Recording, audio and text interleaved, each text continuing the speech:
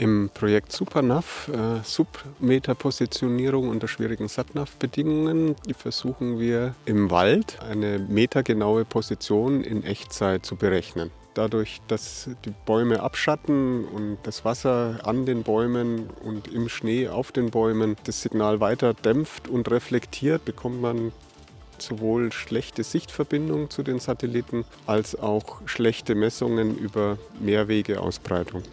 Diese Schwierigkeiten versuchen wir dadurch zu umgehen, indem wir den Empfänger möglichst sensibel machen und sensitiv auf die Satellitensignale, sodass er trotz schwacher Signale die Satelliten noch empfangen kann.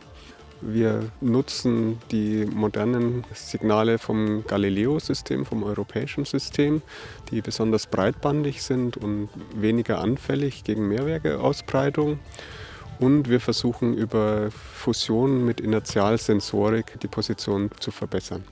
Ja, unsere Aufgabe in dem Projekt ist, die Signale genau zu analysieren, zu schauen, welche Genauigkeiten überhaupt möglich sind, einerseits mit den Pseudostrecken, andererseits auch mit den Trägerphasen.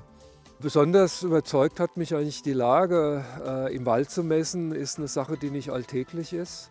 Und das ist noch eins dieser Neugebiete, wo eigentlich die Satellitengeodäsie generell noch nicht eingesetzt wurde.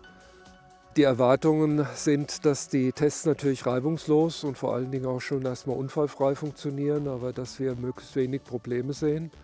Aber wir werden nachher natürlich sehr detailliert analysieren und uns allen Problemen widmen. Die FAA erhofft sich von diesem Projekt, dass wir unsere Maschinen in Echtzeit und im Submeterbereich sicher verorten können. Weil die Maschinen genau dort fahren, wo sie auch fahren sollen, ermöglicht es, den Waldboden weitestgehend zu schützen. Und das ist für die Forstwirtschaft wichtig und aber auch für die Natur. Der Boden lebt, es sind Milliarden von Mikroorganismen. Und die Technologie dient auch dazu, dass wir die Bäume sicher erkennen. Das heißt also, solche Bäume, die wir besonders schützen wollen und gekennzeichnet sind, vom Maschinenfahrer sofort erkannt werden können und zum anderen aber auch die Bäume, die herausgenommen werden sollen, sicher erkannt werden.